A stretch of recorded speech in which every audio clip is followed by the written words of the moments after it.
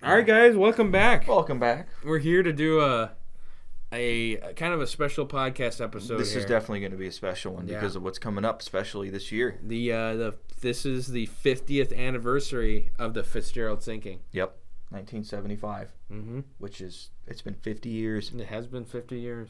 It's insane. Obviously, neither of us were alive during the time when it went down or anything like that. But it's just kids. This is like, in my opinion, this is the boat that got me inspired, which is for everybody. Not everybody, but I would everybody. I would say just about everybody, unless they grew up on the lakes. Yeah. Or like have like family into it. This has to be the boat that gets you. Everybody. Like you've heard about the Fitzgerald. Yeah. You've heard about the Titanic. You've heard about the Titanic of the Great Lakes. Titanic of the Great Lakes. So I think we should get right into it. And obviously this is just going to be a little podcast talking about the story of it, especially even mostly what led up to its sinking. Yeah. And what the outcome was. And so just sit back, relax, and listen to us bullshit for a little bit. Our viewpoint, we're not experts anything we screw up on, let us know. We just enjoy history. We like talking about it. Yeah. So just get right into it. Yeah, so talking about the Fitz, she came to the little thought, and somebody at Northwestern Mutual Insurance Board. Yeah, insurance company. They're like, we want to build a brand new lake freighter, so let's name it after our president of our company, Edmund Fitzgerald. Yep, 1957, her keel was laid down, and then a little bit after, about a half a year or almost a year later, she was completed, and she was christened by Edmund Fitzgerald's wife. But that's kind of where the beginning of where people start to go, all right, this is a little fishy. Right on its launch day. Right on its launch day. Yeah, bad omens. Yeah. So speaking of Mr. or Mrs. Fitzgerald, I should say, she of course is there to christen the boat.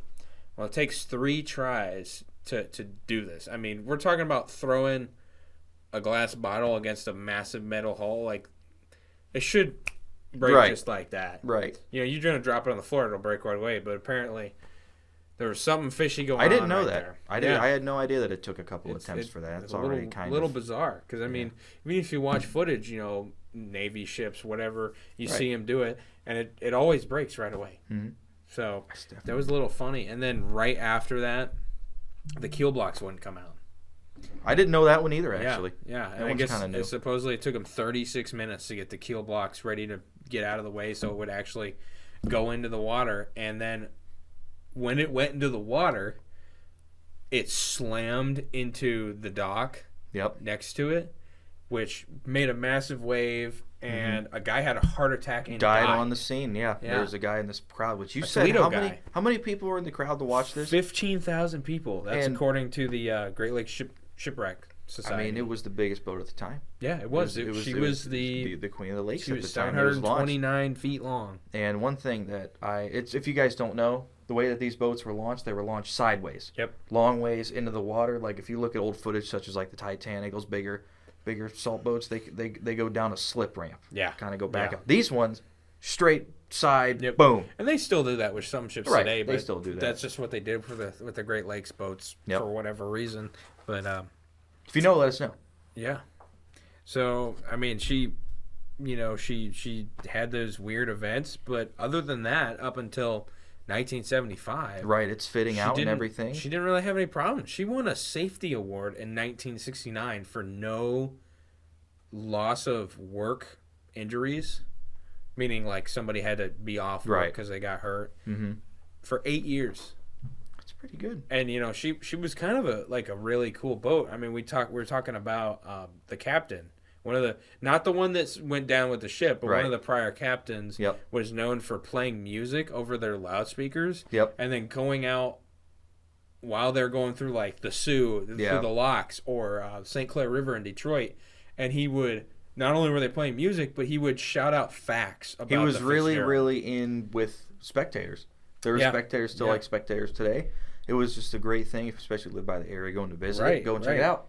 And people loved it. I mean, it's such an awesome thing. Yeah, it's really cool. I mean, there's not a lot of. I don't know if there were many boats that did anything like that, but I mean, it's the Fitz did it, and that was really cool.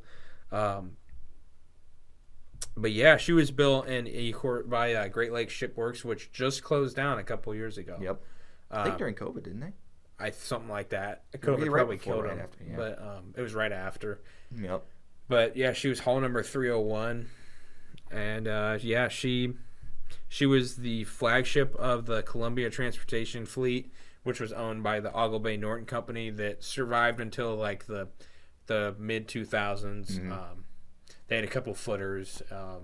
Obviously, the Fitzgerald, its sister ship, the Arthur B. Homer, a couple other boats. You know, they were all owned by them. Based out of Cleveland, Ohio, which is cool because that's an hour from here. You know, Interlake Steamship Company's based out of there. But we're coming to find out there's a lot of Great Lakes shipping companies based out of Cleveland. Cleveland was a big deal back in the day. It was a big deal. But yeah, so she broke 6 seasonal hauling records. I knew that she broke records. Yeah. I just didn't know exactly what. I'm assuming, fastest times and hauling tonnage. How much was a big thing. She was very fast too. Yeah. I think at the time the only ship that was faster than her was the Cliffs Victory. I believe it. And there was some other smaller Cliffs boats that were like kind of close to them, but the Fitz was one of the fastest boats on the lakes. Yeah. Which is crazy because she was also the biggest for a long time too. Yeah. But nicknames: the Fitz, Pride of the American Side, Toledo Express, because she went to Toledo all the time. Yeah, I mean Toledo, Zug Island, and Detroit. Yep. I think Cleveland a little bit. Yep. Those were the main places she went. Probably went to Lorraine, I would imagine. I'm sure. Ashtabula. Just like how lake freighters hit up all kinds of random spots, various spots today. Yeah.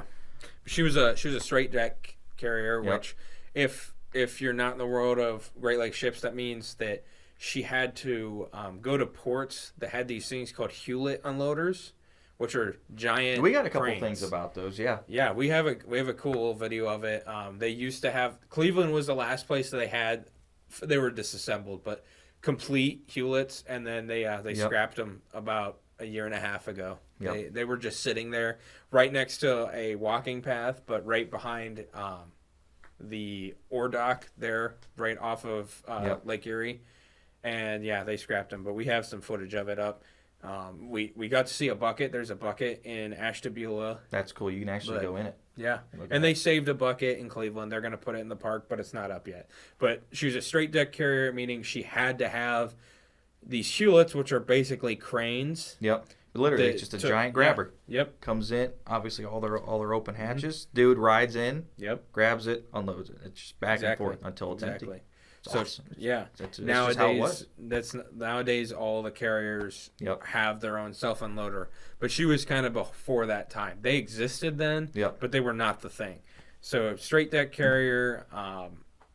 She did a great job. It'd take about 5 days from where she's going to her next port. If she's coming from Duluth down to Toledo or vice versa. It took about 5 days, and she did about almost 40 to 50 trips a year. It was her average. And that's just what she did for 17 years, and she was very good at it. She was also known for being luxurious. I have heard that. Yeah, I have heard that. I haven't really seen any like interior pictures. Right. I don't know if there are the boat. If there are, it's crazy. I don't know. We're in a couple Facebook groups like that, and like the other day, somebody just posted something. I'm sure you've seen it, but it was like just a picture of the Fitzgerald going through the Sulaks, like a total new picture, that's never been seen before. Crazy. And somebody's like, found this in my grandfather's stash or something like that. Mm-hmm. So there's still pictures out there. They still exist, and they're gonna make their way out there. It's just insane. It's going to be like to that see for a new long picture. time. We're just going to see random new pictures. Like I just thought about it. And I was scrolling. And I was like, that's literally a brand new picture of the boat Yeah. that's never been seen by like the general public uncirculated until now. But somebody was going through their grandparents' stuff. Was like, I'll slap this on Facebook. And that's how it's going to get around. But it was awesome. really But anyway, cool. I know. I just no, yeah. I remember interior. that. I know we were talking about Interior would be cool to actually have pictures of it, but it was known for being super luxurious. They noted that it was air conditioned. The crew quarters were air conditioned, which it was, probably one of the first boats to have that. They're like, we don't think about that now, but I mean, this boat was built in 1958. Yeah. Think about the cars that were back then.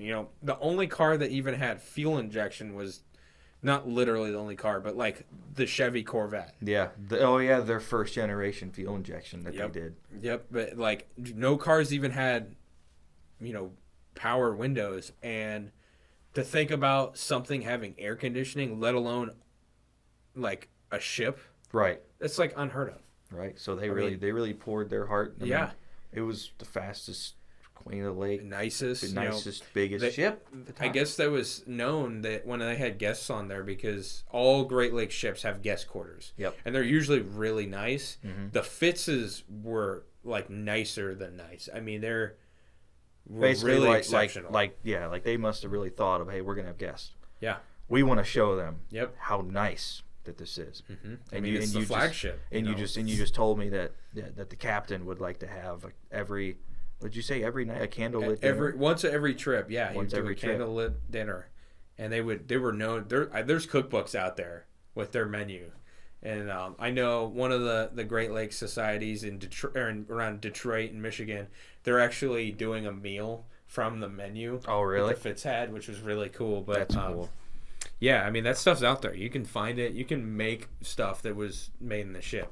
Mm-hmm. But like the staterooms were really nice. They had really high-end leather chairs. In the crew bathrooms, they had tiled bathrooms. Like this was nice. Crap. This was fancy stuff. And we're not just talking about for the guests, which we're talking like high-end people, like guests of the company that owned them. Mm-hmm. Like you're talking about other CEOs, stuff like that. This boat even had nice stuff for the crew. I mean, this was just luxury. Like they didn't even think about that back then. This was one of the first that actually paid in mind to crew comforts. Wow. So she was the cat, like we mentioned. She was the Queen of the Great Lakes until the Stuart J. Court in 71, 72. That was the first 1,000-footer. Mm-hmm. So beat her by about 300 feet, roughly. Yep. 300 feet longer. Kind of really, that Stuart J. Court kind of really took away from the classic Laker design, Lake Freighter design, obviously first 1,000-footer.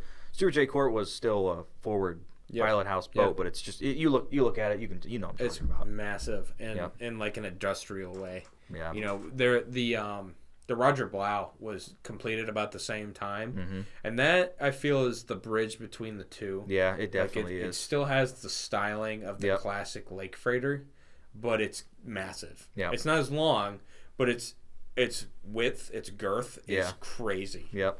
I mean, it's huge. It's a really cool boat. It's one of my favorites. It's really close to us too in Conneaut, Ohio. Of course, fire that's kind of been sidelined. No idea what's going to happen to it. Hopefully, it'll come back, but probably not.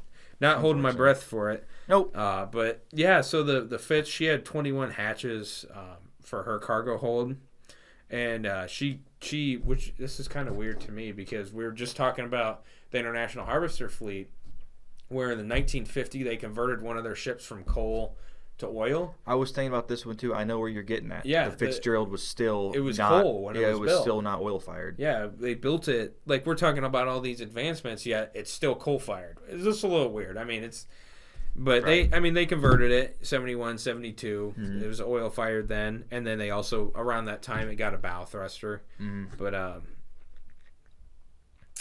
at this point, I mean, we're gonna have to start talking about the sinking.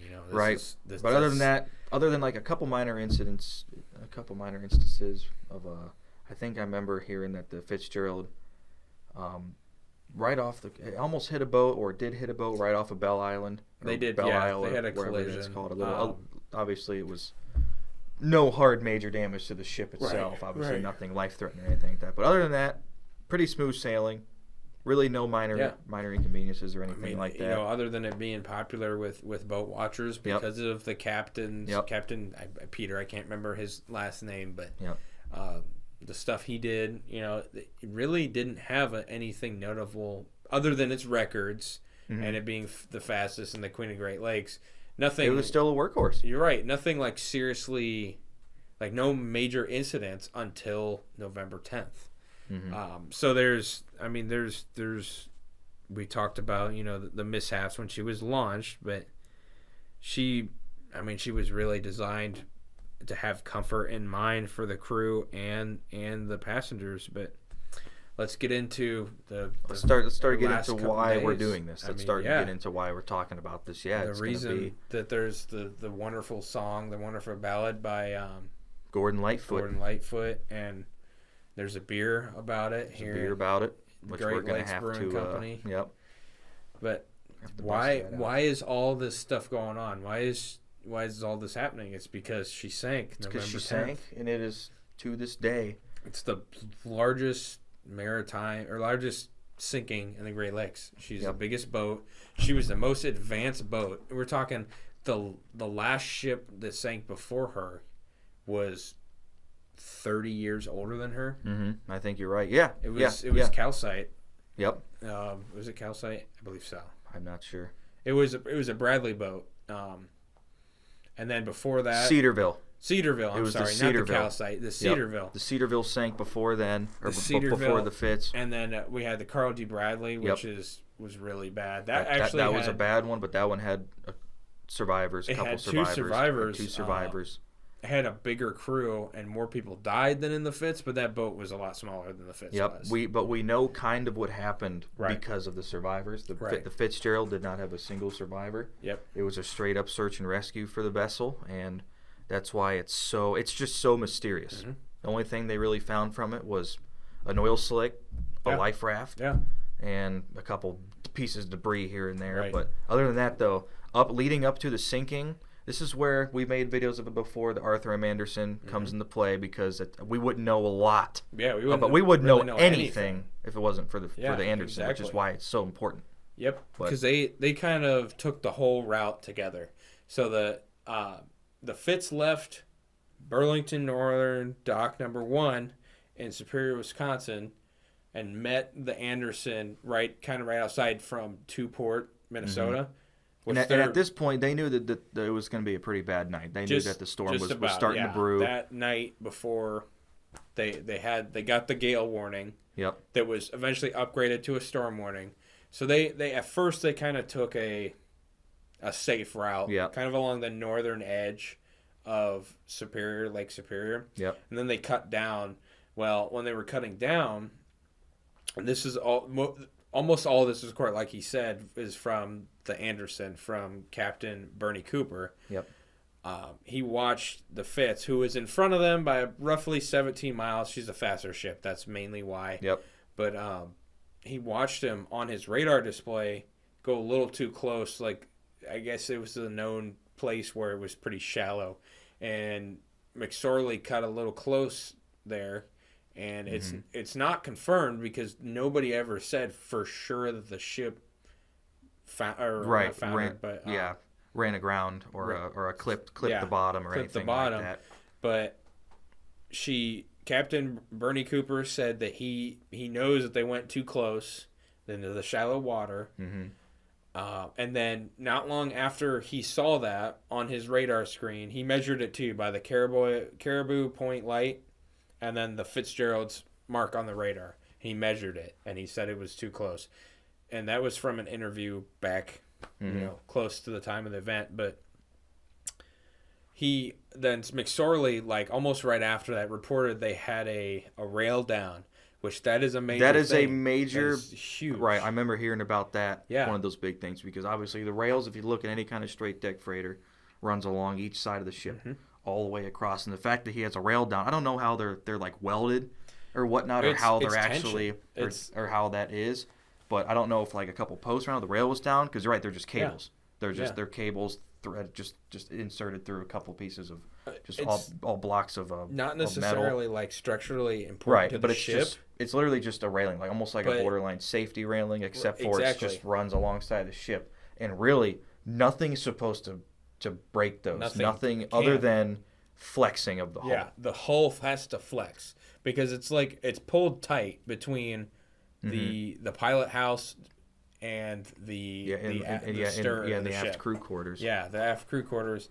It's in theory kind of pulled taut between those 2 points, and the only way for it to break or for it to come down is if the hull flexes. If it flexes too much, because hulls flex, obviously the Fitzgerald would flex. It's made to. But it's made to in instances like this, too much. Yeah.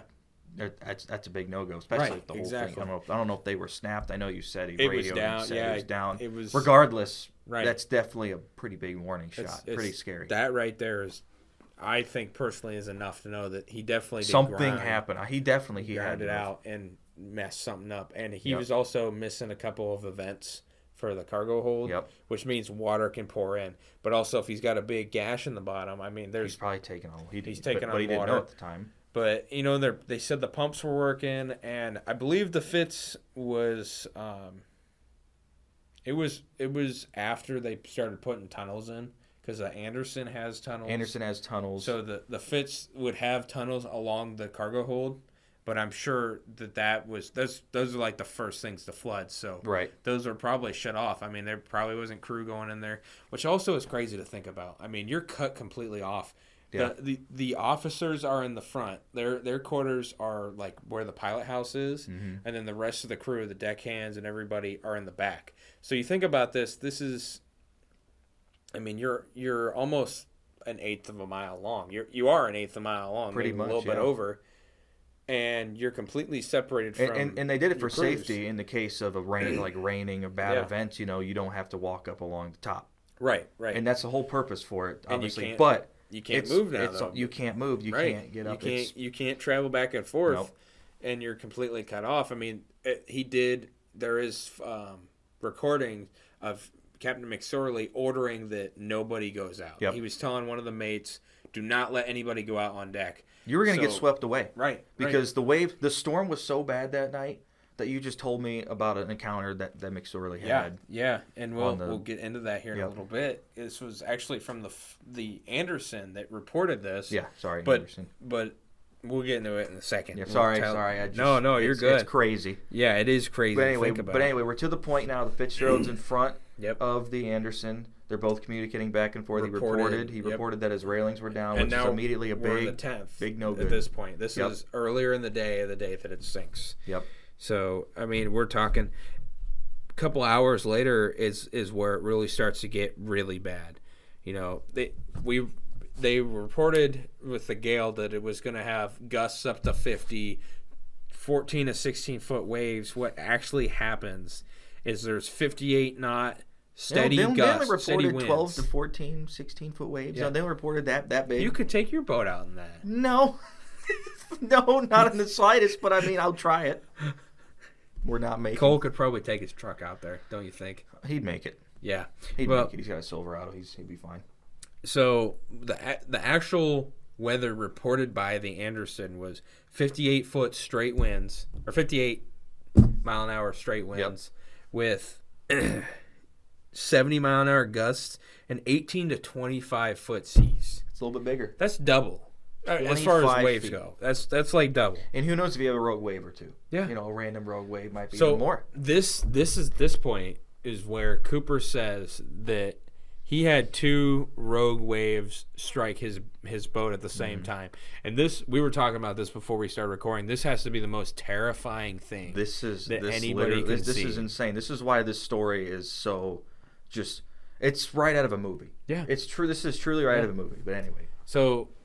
He says that these waves are coming from the back of the boat, and they're coming up along the hull, and they hit the back of the pilot house and push the boat push the pilot house, you know, the front of the ship down into the water. So it's probably only a second, maybe 2 or 3, but you're completely underwater. Yep. The whole front of the ship is completely underwater, but then just like nothing happened, it rights itself, pushes it right back out because buoyancy and all that sciencey stuff. And then it happens kind of again, but these guys are used to it. It's crazy to us because hopefully we'll never experience it. Right, we don't know. That was at 6:55 that happens. And this is what Captain McSorley thinks is what did the ship in. And that's a theory we'll talk about here in a minute because I want to kind of stay true to the timeline. So that happens about 6:55, November 10th. So nothing's crazy happening. We have a conversation, the last conversation that the Fitz has with the Anderson, that anybody on the Fitzgerald, any communication outward is we ever hear. Yep. So this is the Fitzgerald this is the Anderson speaking to the Fitzgerald. They say, Fitzgerald, this is the Anderson. Have you checked down? Their response, yes, we have. Fitzgerald, we're about 10 behind you, gaining about 1.5 miles per hour. Fitzgerald, there is a target 19 miles ahead of us, so the target would be 9 miles ahead of you. Well, answered Captain McSorley, am I going to clear? Yes, he's going to pass to the west of you. Well, fine. By the way, Fitzgerald, how are you making out with your problems? Asked Clark, which is one of the mates on the Anderson. We are holding our own. That's it. That is the last thing we ever hear from anybody in the Fitzgerald. And then from that point on, that's it. Yeah. Just like you said, that was the last communication from the Fitzgerald to the Anderson, closest boat bite at the time, riding out the storm with it.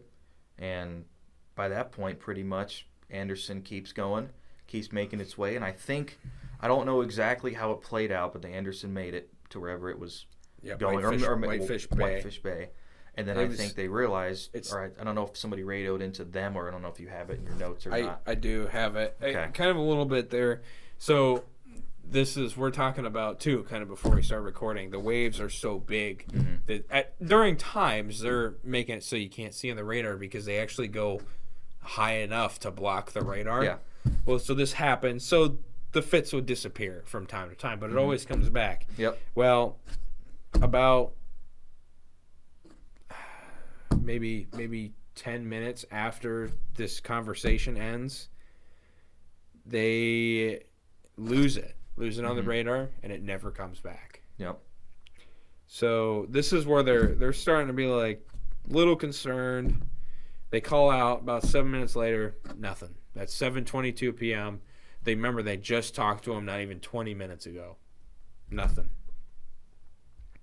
And it kind of goes from there. One of the creepiest things too, I think, is that this is not for a concrete thing, but they say that almost certainly Art Anderson sailed right over top. Really? Of where the Fitz was. It's probably over the wreckage. It was behind her. It was right behind her. So it makes sense. Yeah. But right, same course, right over top. That is so eerie to think about it. And it's crazy because there was probably, with how close they were, there was probably guys still alive. It could when be. That happened. I don't know exactly how cold the water was, but I know it wasn't like freezing cold right. yet. Because it was November. The ones that were in the water, but this is something that I actually found out is that the boiler rooms are watertight. Mm-hmm. So we're talking about these rogue waves hitting the Fitzgerald. This is a theory that it's called the torpedo theory. They say that it torpedoed and went straight to the bottom. I've heard about this one too. And it's 530 something feet of water. So if you think about that, she's 729 feet long. Mm-hmm. The bow strikes the bottom. Yep.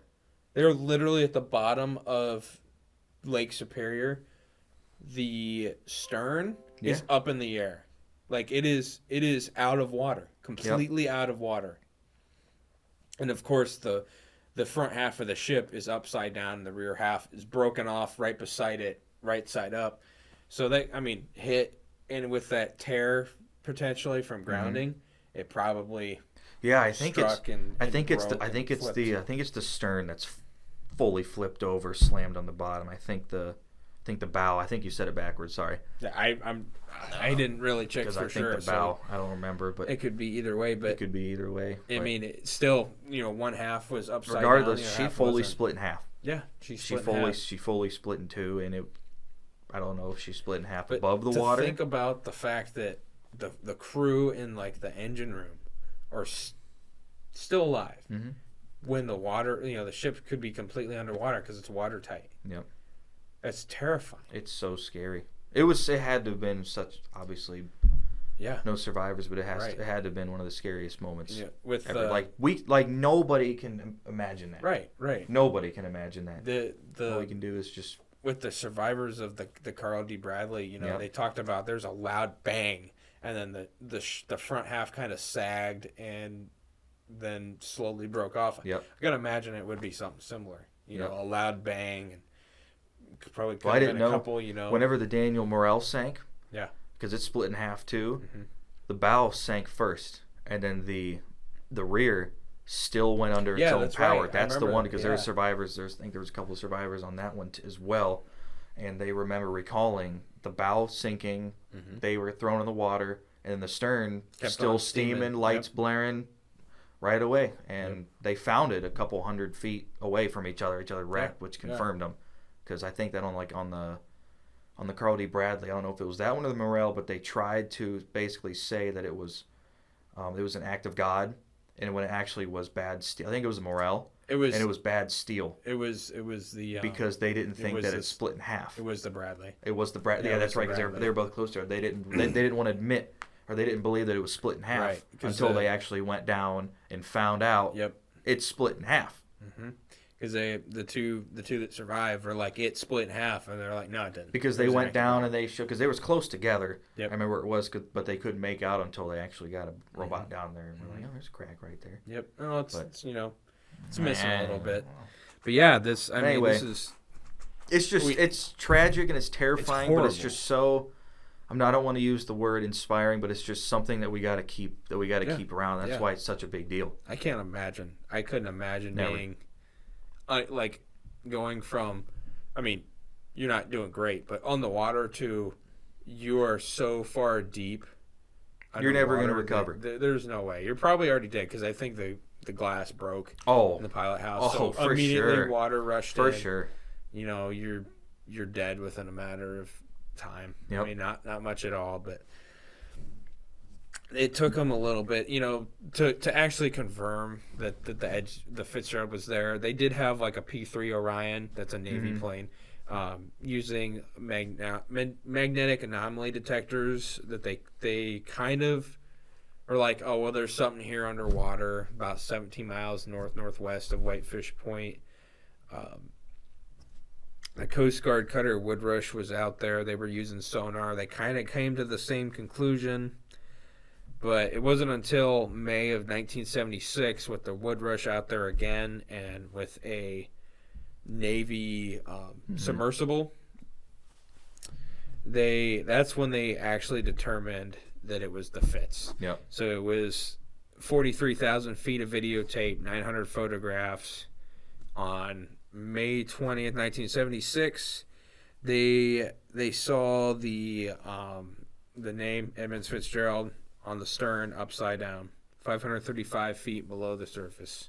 Yep. So, and yeah, you were right. It was the stern, not the bow. Okay. Was That's what I saw. I just down, remember but- seeing a couple models Yeah. before somewhere, but anyway, and then Yeah. because I remember you can actually go on like YouTube. I've heard it. You can actually find the real recordings of a Coast Guard to the Anderson whenever they Yeah. asking about it, and you Yeah. can hear them talking back I and think forth, the basically Fitz saying like, is "Hey, there too. it should have." No, this was after the Fitz Yeah, went yeah. down, or yeah, and so they were Right. like, "Hey, what's going on?" And who's the captain of the Anderson? Was it Cooper? Yeah, Bernie Cooper. Bernie Cooper. He was like, "Hey, they were in front of us. Yeah. Like here's the whole scoop that happened." And they were like, "Okay, well, if it was in front of you, by judging all this time and math, it should have been here by now." And the Anderson, because I think they asked originally how the Fitz was, and they were like, "It's not here yet." And they're like, "Oh, immediate chaos, immediate red alert, everybody, all hands on deck." And actually, turns out Anderson went back out Yeah. once it kind of made it coast- to that was- once it kind of made it to Right. Whitefish Bay. They were the only one that could. They were the only one that could. They were the closest The storm one. was still rolling, and they didn't want to. Yeah. He didn't want to. He openly admitted he did not want to go back out, but he did Mhm. because it's a whole ship gone. Right. I mean, there's men out there, Yep. It's It's just one of those. And then the next reluctant, and morning, they went back out.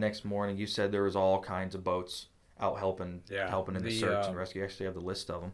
I have some that are mostly ones that are nearby, but the William Clay Ford was Yeah. out there helping with the Anderson.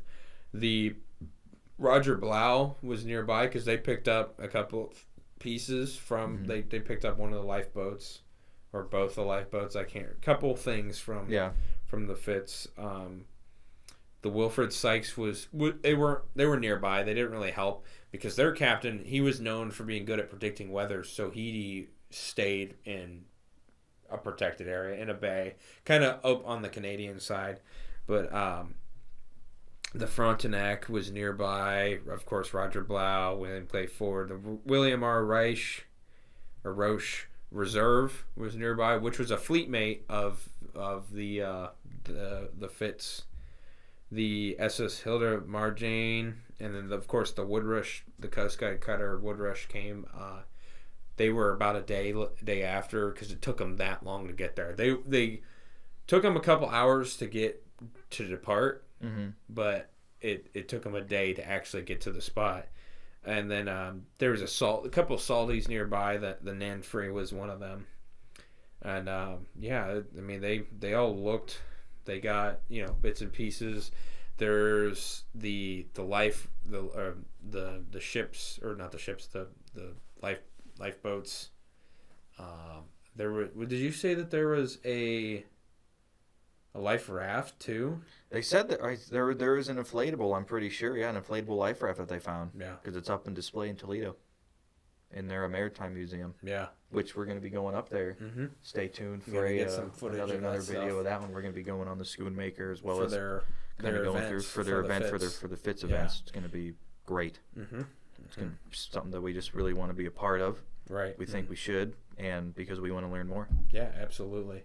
And that's the next 1977 is when the U.S. Coast Guard released their kind of official report of what happened. So they kind of came to the conclusion that it was inconclusive. Yeah. So they couldn't really say what for sure, without a doubt happened. But they said they thought that there was buoyancy and stability issues, or the loss of buoyancy and stability resulting from massive flooding of the cargo hold, which, I mean, if that happened, it would certainly drag a ship down. That happened to the Steinbecker, I think so, yeah. Yep. Where they actually did not get their cargo hold covered. Yep. And it rained and they just sunk because of it. Well, that's kind of what they were saying happened to the Fitz. Keep talking. I just have to say something. But they were saying that it was ineffective hatch closure and as boarding seas rolled along the spar deck. So I don't think this is what happened at all. No, I don't think so either. And we're going to get a closer look at the same style of hatch covers that was on the Fitz when we go up to the Schoonmaker.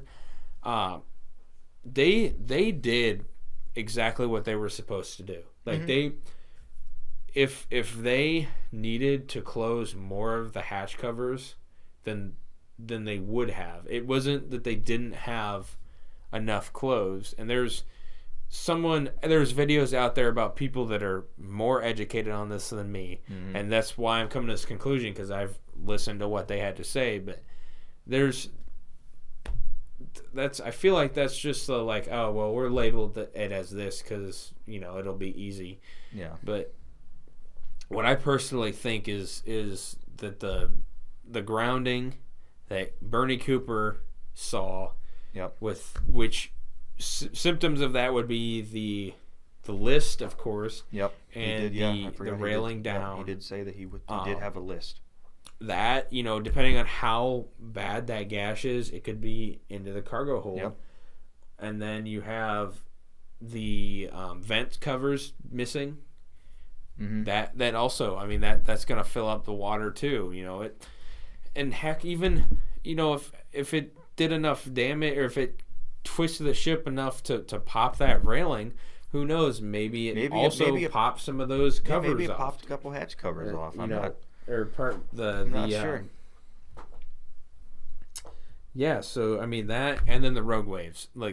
With those problems, whatever caused those issues, the rogue waves is probably what did it in. I mean, there's evidence of the bow of the Fitzgerald slamming into the water, because it's the windows are blown out of the pilot house, and the sunshade is smashed in. Yeah, there's actual evidence of just the sheer force of waves, rogue waves, big waves, whatever, literally hitting and crippling the infrastructure of the boat. Yeah. The structural integrity of the boat, which is it was such a bad storm. It is. It was a horrible storm, and they're lucky that only the Fitzgerald sank. Lucky that the Anderson made it through. Honestly, I bet you that if whatever happened to make the railing fall, if that didn't happen, they probably would have made it. They probably would have made it. You know, whatever that event caused it, whatever if it was grounding or some other freak accident, that is probably what caused them to not recover from the rogue waves. Yeah. And I don't think it has anything to do with hatch covers. No. I mean, I'm not an educated I really don't individual, think so. but because, like, on a lot of old school ships, I'm not entirely sure how the Fitzgerald was, but they basically had C-clamps. Yeah. And is that, I don't know, I'm sure that's what they still had. The same way. Yeah. And because some people say that maybe, because they're all, like, individual. I don't know if right. I don't know if the Fitzgeralds were, like, you know, you could take it off and it'll hang there, or they can come off and, like, you could set it over here. I don't know if they're, like, attached or anything. Like, on some of the older ships, they aren't. You just un-C-clamp it. But people say that a lot of the times boats have been busted before for only putting on, like, half. Because the crew's lazy. Well, they had a minimum required amount. Right, they did, and all boats do. But some people say, oh, well, maybe the crew only put on like it's supposed to have one every foot. Maybe they do one, skip one or two, and put on another one, which obviously could be a thing. But I really don't think that's a cause for that. Still, those things are massive. They are heavy. I mean, we're talking. It's something like 20 feet wide, or 20 feet wide, 11 they're feet. Humongous. They have to 11 feet long, yeah, 20 feet they actually have the crane that moves back and forth to lift it once you it's need all. a crane, a massive crane. We can't lift. You can get probably 10 guys probably won't be able to lift it. Right. But so even if, you know, half of them are gone, it's going to take a lot of pressure for a wave to rip that off. And the potential is there, but I just don't think it's likely, you know, and this is just me talking. I mean, it's all kind of a conspiracy stuff because this thing we don't know. We don't know. We'll never be able to fully confirm what happened other than the reports of railings are down. Immediate sign of there's some kind of hull fracture. There's something wrong with that boat. Something twisted structurally. Something twisted more than it should have. Yeah. More than it was designed to do. And he already had a list, which obviously said some vent covers were gone. He's going to be taking on some. I mean, obviously, water's going to be blowing. I bet you there wasn't a minute within the last couple hours where there wasn't some kind of a wave heading over in between the boat, between the aft and the bow. But we'll never know 100%. Which is what makes this so intriguing, and it's what makes it so interesting and mysterious. And the fact that we're not talking about an old boat. I mean, this thing was 17 years old. Right. We have one boat that is younger than 17 on the Great Lakes right now. One. Yeah, we have one. Every other boat, the oldest is 82, 83 years old. Like 82, 83. And 83, yep. The youngest is Mark 6. The Mark Barker. So, I mean, before 2019, the newest ship was almost 40 years old. And we're talking about a boat that was 17. Yep. That was top of the line when it was built, and it's still pretty much at the top of the line. Pretty much, yeah. I mean, we're talking about like there's not a humongous demand for old boat or to build a new boat every couple of years, just because, like, obviously it's such a big trade, such a big shipping, and the old boats lasted. And old boats lasted. Yeah. And like, for example, as of right now, the Anderson still floating, still active. It's been in layup for this whole season. Right. But that's just because I guess the demand for right ore now it's just pretty a little low. Yeah, there was no need to take it out. Yeah, like they don't need them. They don't need the Anderson or the Clark. Yeah. Or the Callaway. They've been out for a little bit, but it just goes to show that even after the Anderson went through that big ass storm, and it was fine. Like it was fine. It was older than the Fitz. I'm sure that it had its moments. Yeah, when was it built? 53, 51 or 52. 52. Wow. So I mean, it's it's still not super old, but it's older than the Fitz. It's older than the Fitz. You know, it's almost 25 years old at that point. And that's why this is just such a big deal, because obviously there's still a lot of family members that are still around. Yep. Because it was only 1975. Yeah. You know, my parents who are in their 50s now, they were young, but they remember it. Right. They remember seeing it on the TV because it was such a big broadcasted. It was horrible. It was a horrible disaster at the time, but at then big boat sank, Right. Like, sad like, anyways. Yeah, it's sad. Which anyways, going to go back on with life. Not how we take it now, but that's not how we take it now. But just at the moment in the time, that's just how it was. Right. And like, obviously my grandma remembers it. Obviously, I don't know anybody personally that worked on the boat or anything like that, but there are people that do.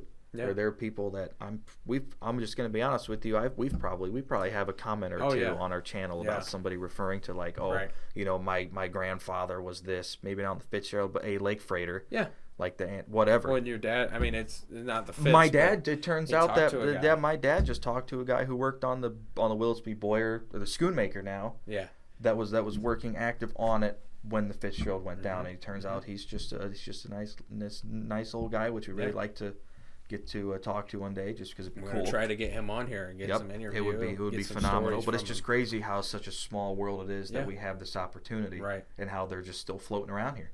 Mm-hmm. Because like back in the early in the day, even nowadays, it's still a big trade. But it was way bigger back then. There was a lot more boats going on during the time, and there's people that are still alive that remember it. Yeah. And that experienced that have been in storms. Same career. Yeah, like, been the same career. And people, as our parents that saw it on TV and stuff like that. I mean, it's crazy, but they did some dives once they figured out that it was the Fitz. Yep. The Great Lakes Shipwreck Historical Society made 3 separate dives, and then the last dive was in 1995. That is when they actually brought up the bell for the Fitz. So that is in Michigan. I think it's around Detroit, I want to say, or it might be at Whitefish Point. I think it has moved for an event to Whitefish Point, but they ring it every year. Yep. For the 29 lives on the anniversary. But when they did that, when they brought that up, they actually put a replica down there that is inscribed with the names of all the crew.